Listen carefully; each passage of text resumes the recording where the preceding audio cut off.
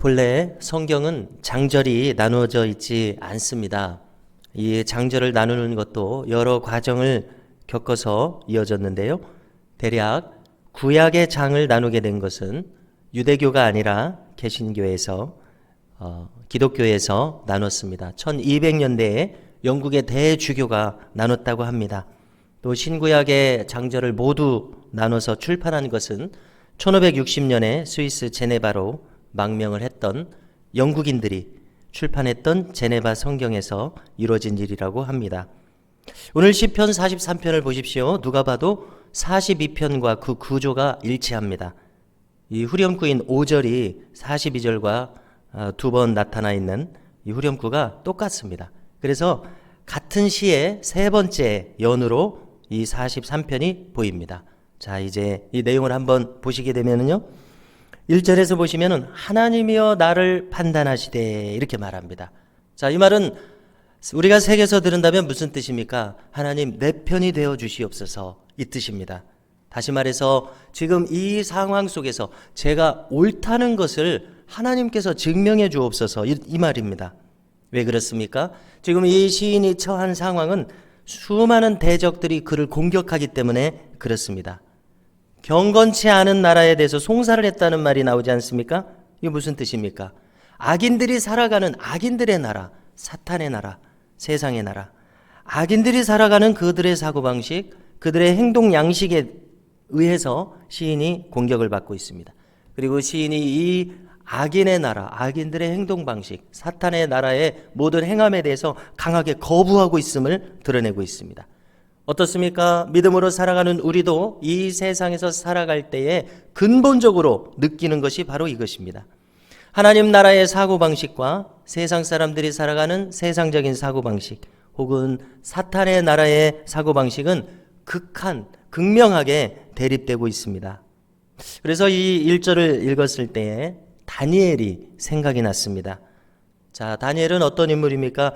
흔들림 없이 하나님을 섬기는 이 다니엘을 대적들이 어떻게 하면 그를 끌어내릴 수 있을까? 이렇게 혈안이 되어 있었습니다. 다니엘을 끌어내리기 위해서 그들은 갖은 모략과 술수를 만들어냈습니다. 자, 이제 다니엘서 7장 즈음에 대적들이 다리오 왕에게 30일 동안 금령을 내리소서 이렇게 말합니다.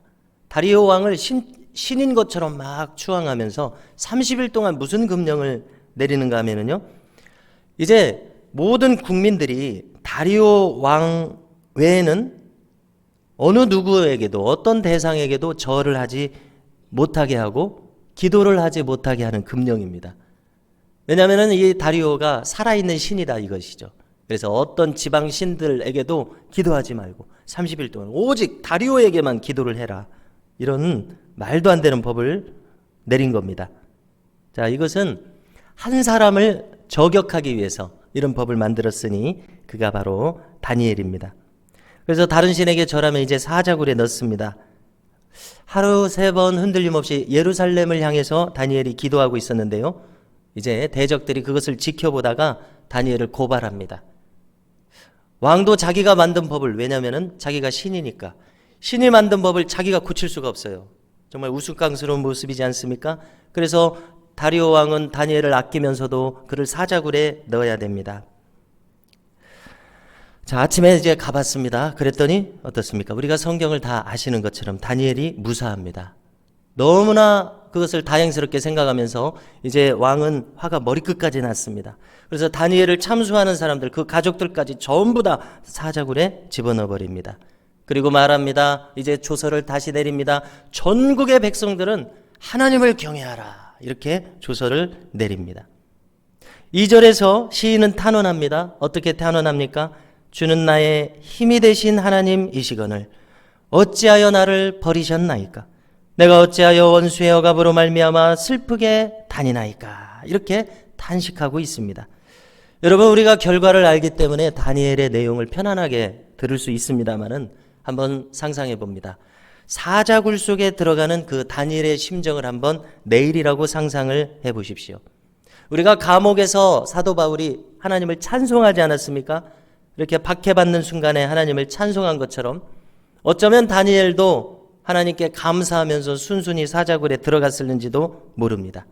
자, 그런데 우리가 예수님을 생각해 볼 때는 그렇지 않을 수도 있을 것입니다.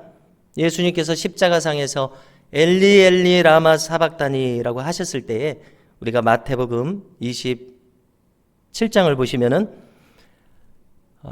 이제 십자가에 달리신 후에 제9시가 되었을 때, 제9시는 우리 시간으로 오후 3시입니다. 제9시쯤 되어 크게 소리 지르셨다라고 말씀하고 있습니다.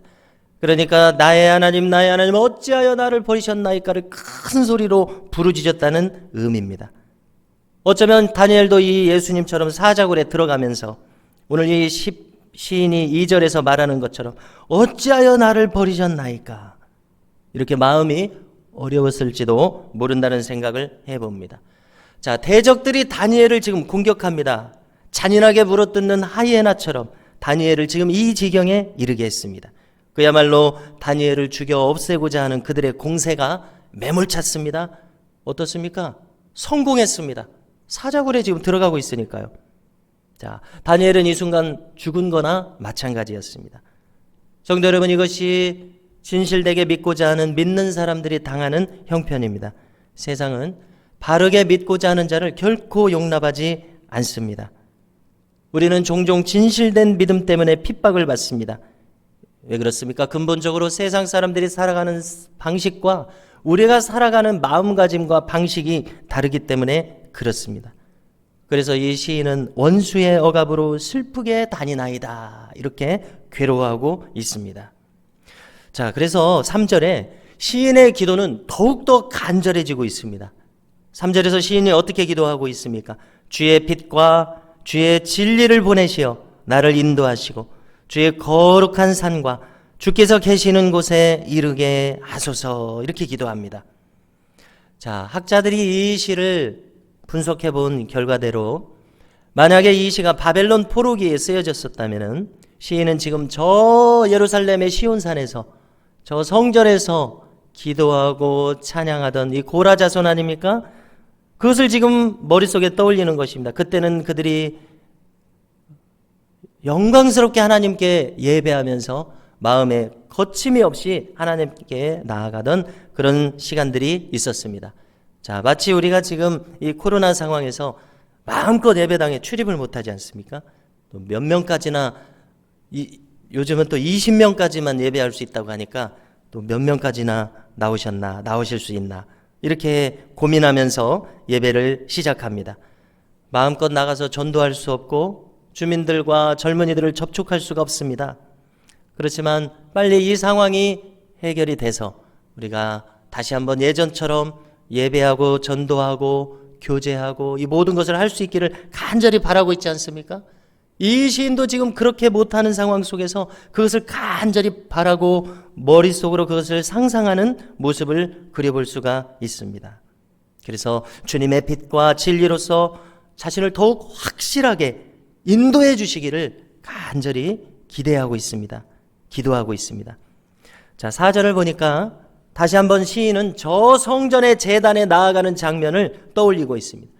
그리고 고라 자손의 후예답게 수금으로 찬송하는 장면을 지금 떠올리고 있습니다. 현실이 괴로운 만큼 시인은 이 시편과 함께 하나님을 깊이 묵상하고 있습니다. 하나님을 사모하고 하나님께 집중을 하고 있습니다. 어제 나눈 말씀과 똑같습니다. 다시 한번 우리에게 다가온 이 침체의 상황, 박해를 받아서 힘겨운 상황, 낙심과 절망의 때때로 찾아오는 이런 상황, 이 상황에서 우리가 일어설 수 있는 믿음의 방법이 무엇인가? 어제 시인이 말한 것처럼 오늘도 다시 한번 반복해서 말하고 있습니다. 우리가 자신의 죄와 이 불성실에 실망해서 스스로 주저앉은 상황에서 어떻게 하면 일어날 수 있는가? 자, 첫째, 어떻게 하라고 합니까? 오늘 시편 5절입니다. 자신에게 집중하지 말아야 할 것입니다. 그래서 자신의 상황에 매몰되지 말아야 됩니다. 자기 연민에 파묻혀서 우울증으로 치닫지 말아야 됩니다. 거기서 해야 될 일이 무엇이라고 말합니까? 두 번째로 하나님께 집중하라는 것입니다. 하나님을 생각하기 시작하라. 그분이 행하신 일을 떠올리고 그분께서 이제 앞으로 나에게 무엇을 하실 수 있는 하나님이신지, 그분께서 펼치실 일이 무슨 일이겠는지 떠올리라는 것입니다. 이것이 바로 하나님을 바라라. 하나님을 바라라는 이 시인이 자기 자신의 영혼에 대해서 명령하는 것입니다. 너는 하나님을 바라라. 자, 우리가 예전에 개역 성경에는 이렇게 기록되어 있었습니다. 이 부분이요. 너는 하나님께 소망을 두라. 어떻게 돼 있었다고요? 너는 하나님을 바라라. 이렇게 돼 있었어요. 나는 내 얼굴을 도우시는 내 하나님을 오히려 찬송하리로다. 이것이 시편의 요절이어서 어렴풋이 옛날 성경의 내용이 이렇게 떠오르기도 합니다. 여러분 5절을 찾으셔서 함께 읽으시겠습니다. 함께 읽습니다. 내 영혼아 내가 어찌하여 낙심하여 어찌하여 내 속에서 불안해하는가. 너는 하나님께 소망을 두라. 그가 나타나 도우심으로 말미암아 내 하나님을 여전히 찬송하리로다. 아멘. 네, 이렇게 우리가 낙심과 절망에서 일어나는 방법이 무엇이라고 합니까? 첫째로 내 영혼을 꾸짖는 겁니다. 낙심해 있지 말아라. 매몰돼 있지 말아라. 그리고 두 번째, 하나님을 바라라.